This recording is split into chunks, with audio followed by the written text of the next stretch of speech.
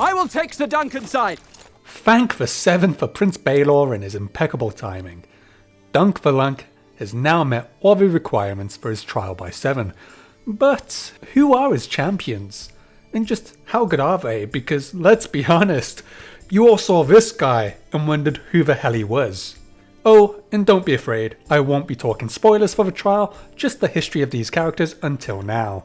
Let's begin with the brother-in-laws, Sir Humphrey Beesbury and Sir Humphrey Hardyng, fittingly called the Humphreys.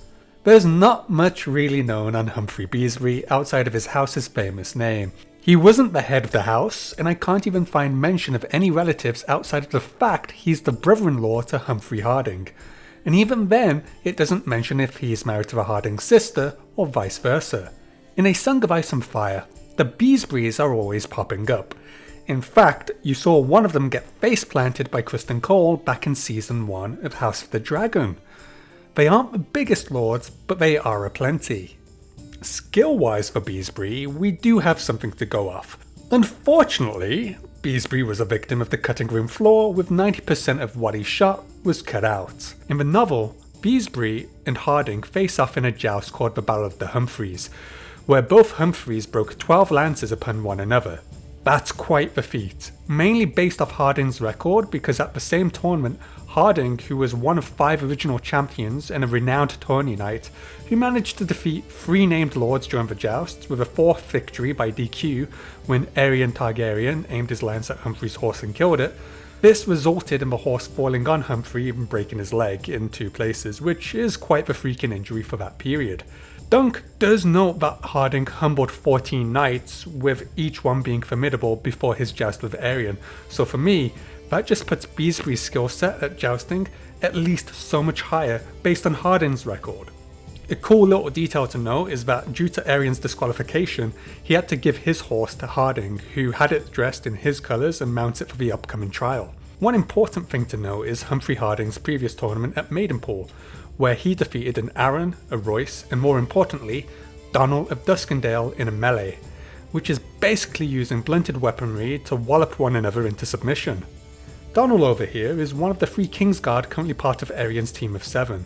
Obviously, Hardyng signed up to get some payback on Raymun for breaking his leg and killing his horse, and you can assume Beesbury, as his brother-in-law, joined up based on his familial ties. But with a broken leg, I don't see Hardyng having much success on foot, if at all, so he needs to stay a horse. Next up we have Sir Robyn Rhysling, who thankfully has a bit more footage compared to Beesbury, but only by a smidge. He's the one-eyed knight that encounters Egg during his squire practice.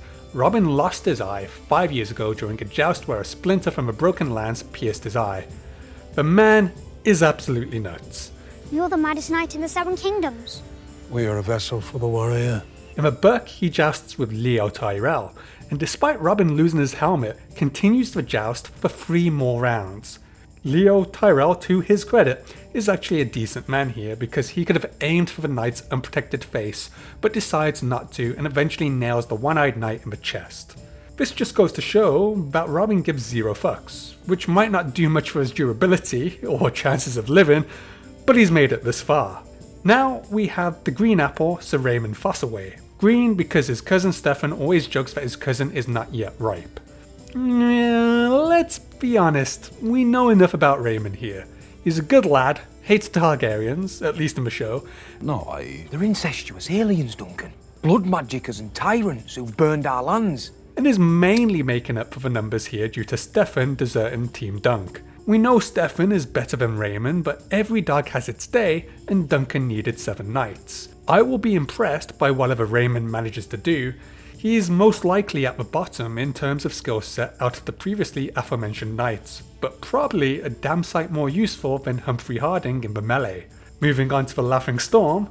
Come on, seriously, is that not the most badass name? It's Lyonel Baratheon.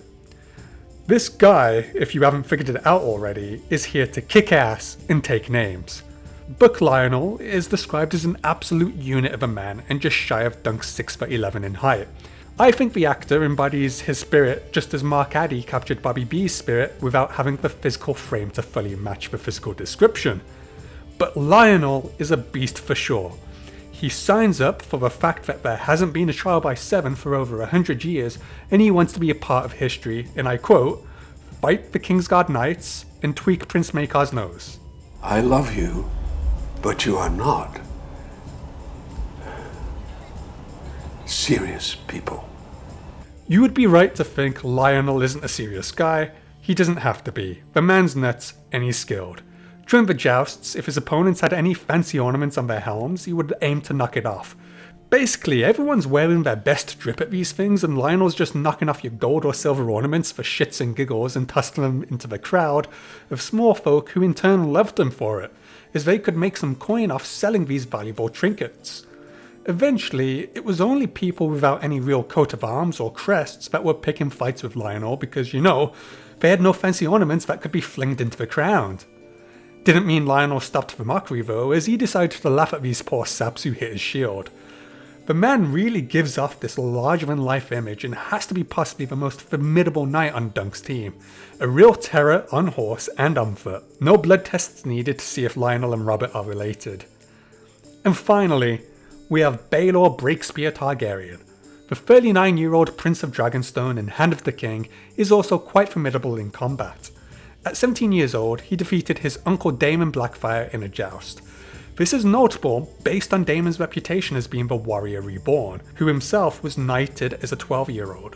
Though they were both 17 at the point when they jousted, so minor note there. Skip forward 12 years, and Baelor participated at the climatic battle of the First Blackfyre Rebellion, the Redfield Grass.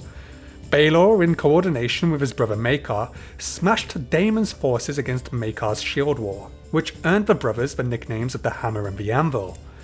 So Baelor at least has both experience in real combat and in tourneys.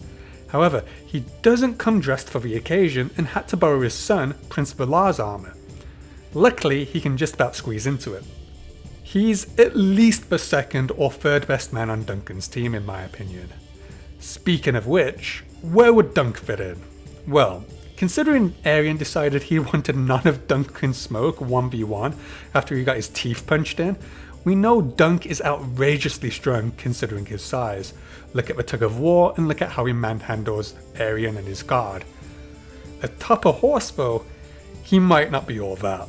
He's only ever practiced jousting and has no live tournament experience. Melee wise, we've seen him give Sir Arlen a beating with a warhammer, though Sir Arlen wasn't the mightiest of knights. But if Duncan rocks up with a warhammer and the melee, he could make even the most tested knight mashed potatoes. But he is very inexperienced despite his physical capabilities. And to top it off, Dunk's only supposed to be around 16 or 17 during the events of the show.